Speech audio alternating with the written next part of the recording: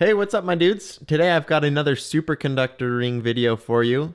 And now the story behind this ring is that I had a customer who wants a ring that's very similar, but made out of a different material. So I had the idea to do a practice of it first because I wanted to do that anyways in the first place. But I thought it would look really cool in superconductor. So I decided to experiment, do it with that. And then I figured why not turn it into a YouTube video as well. And I actually really do like the results, so I'll probably add it as an option to my website. And you'll see the end result. It's actually really cool. And this might be something I want to add to my website. It is actually a really time-consuming process, so it might not even be worth my time to offer these on there. But let me know what you think. Give me some feedback down below if you think it'd be worth it for me to throw it up on the website. If you guys are interested, I'll do my best to get it on the site. So first off, I'm cutting off a piece from my tilted superconductor rod. And I did think this ring would look much better with the tilted superconductor on there. So that's why you see me cutting off the tilted piece. It's not just because it was the easiest piece I had on hand. I actually do think that having the superconductor rods themselves sticking out at a bit of an angle after I etch this in acid, I think that's going to look really cool. So after a few minutes of cutting on the metal bandsaw, I'm able to cut all the way through, and I've got this kind of skiwampus cookie shape here. And in order to fit this into my lathe jaws, I actually need to trim down those oblong edges. And so I'm just going to manually sand that down on my belt sander. I went through 2 sanding belts just on this step, so I definitely got the 10-pack of sanding belts ready to go just because I'm just going through these like crazy. Now you'll see I stop before it's perfectly circled. That's okay, I just need it to fit in the lathe jaws. And then once I can get that hole drilled out in the center and then have it mounted onto the ring mandrel, then I can true it all up and make sure everything's smooth and flat and how it should be.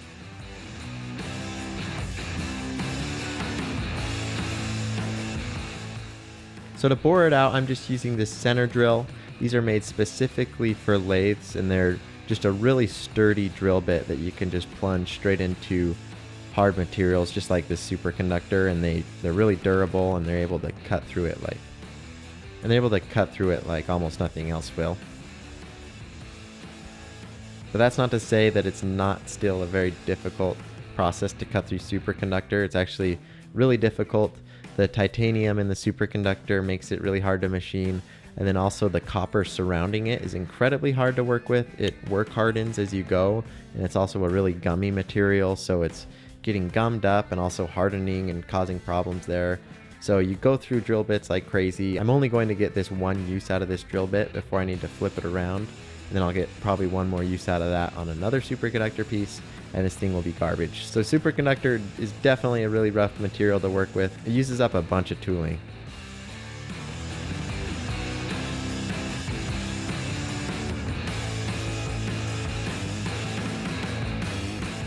Now that I've got the live center all the way through, I'm going to switch to a boring bar, and then I'm using the tungsten carbide bit on that. And then I'm continuing the process I started, so I'm just hollowing it out more and more until I can get it to fit on the ring mandrel.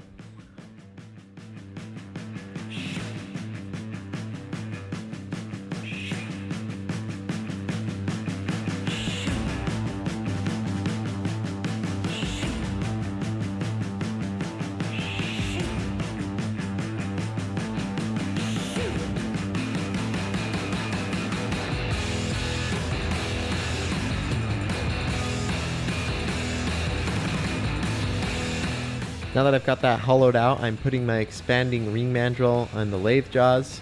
And by the way, I get a lot of questions in the comments of where to buy these. You just go to bangleguy.com, he's got them on there. They're a really handy tool to have around the shop. And if you don't want to buy one from him, if you're tight on cash or something, you can easily make one yourself. It's a really fun lathe project, so if you're wanting to make rings on your lathe or you're looking for lathe projects, then why not make a ring mandrel? And if you're interested, let me know in the comments. I could post a tutorial on how to do that. I'm definitely no expert, but I'm sure I'd be able to manage and cut out a decent one of these. Okay, so I've got the ring blank on the mandrel, and I'm using my left-handed lathe cutter, and I'm just trimming down the outside diameter slowly, and I'm doing this slowly, just about a 1/2 millimeter at a time. And eventually I get through all the surrounding copper that goes around the superconductor filaments, and then I get to the part of the ring where it's mostly those superconductor filaments.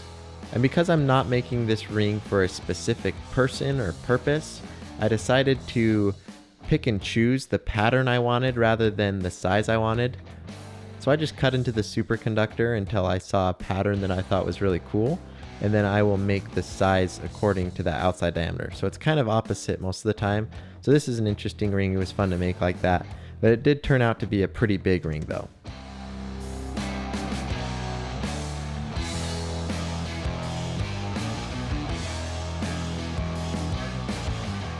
Alright, now I've got the ring blank back in the lathe jaws, and I need to widen the inner diameter of it so it's not such a fat ring.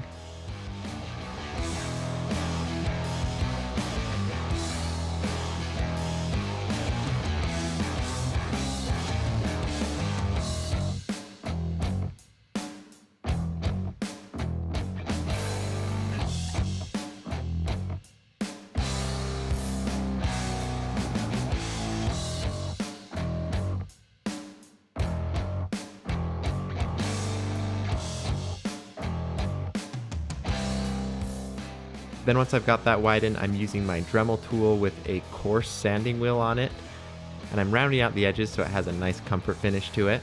And then you'll also notice that that lathe bit, if you're not really careful, and I wasn't super careful on this one, it can leave a really kind of gross smeared finish to the superconductor. So I'm also using the sander to grind that away and get a really nice clean surface finish on there. And then of course at the end I switched to a finer Dremel sanding wheel, and then I use that to clean up the inside and give it a smoother finish.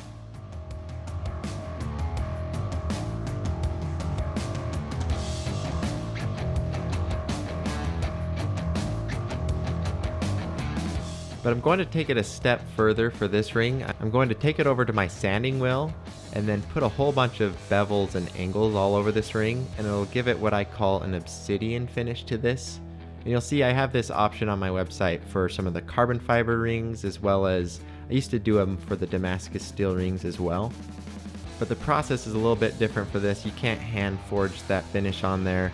And then for the carbon fiber ones, I like to use a Dremel wheel to do that because it makes the shape a little bit more interesting. But obviously with this superconductor, I wouldn't be able to do that.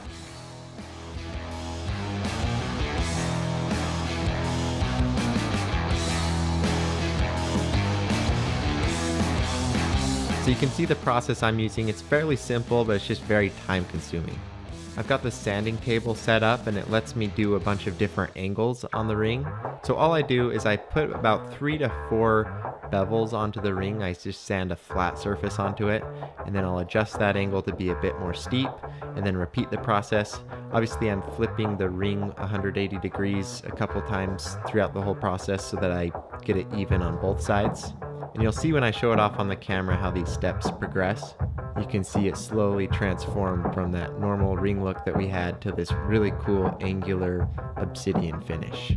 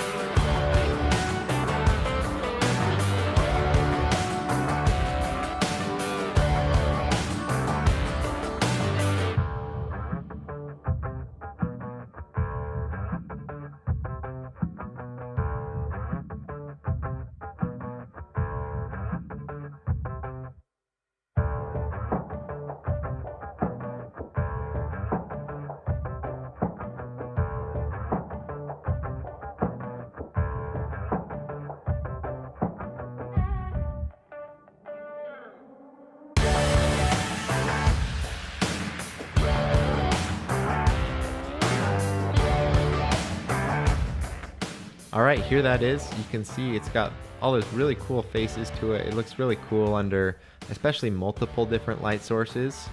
It's got a bunch of different reflections that show off all those faceted edges, so I think it looks really cool. And this is a ring that I think will look really cool with a deep etch. So I'm etching it over the span of about 12 hours. So off camera, I just had it in here all day. I was just flipping it over every 30 minutes to an hour every time I'd think of it. And that was to make sure I got an even, consistent etch to it. But then once that was done, I pull it out and you'll see just how cool this thing turns out. We still have one more step to do, but this thing's looking great. So now I'm going to throw it into the rock tumbler. This will scrape away that reddish pinkish coating that the copper had over it. And then it'll also round away some of the sharper edges that this had. And I didn't have enough time to do this as long as I would have liked to for the video, just because I wanted to get this out sooner. So I only got it in there for a few hours, whereas after I post this video, I'm going to leave that in there for about 4 days, and that'll make it a lot better. And it'll also help to hide some of the scratching from the sander that was on there. The reason that it had those scratches in it is because I'm waiting for some finer sandpaper discs to show up. But because this is a prototype, I figured it'd be okay for this one. So if you see those scratches and it kind of annoys you, just know I'm triggered too. I really wish I had some finer sandpaper discs for this. But who knows, maybe the rock tumbler will do a really nice job and end up hiding those all together. So we'll see. Alright, and after pulling it out, this thing is finished. Definitely be sure to let me know what you think down in the comments. And now one thing that I noticed after filming this was that I actually didn't like the look of it on camera as much as I did in person. I was trying to figure that out, and I think the reason for that was because doing it with all the soft lighting and video equipment that I had, where I try to get really even, consistent lighting, and that's good for most rings and most things, but that's not really where this ring shines, and I mean that literally where it shines. And what makes it cool is all those different faceted edges that it has. So I actually took a video of it on my iPhone in just my living room, and I think that really shows off those edges a lot more than the studio lighting does. Alright guys, that's all I've got for you in this week's video. If you want to check out my website where I sell rings like this and of course many others, you can see that. There's a link down in the description. You can also go to my Instagram. That's a great place to see what's going on behind the scenes. And it's also a good place if you're looking for a deal on the website. That's where I'll post all the discount codes, anything like that. So be sure to follow me on there. Leave a like if you enjoyed the video, and I will see you in the next one. Thanks.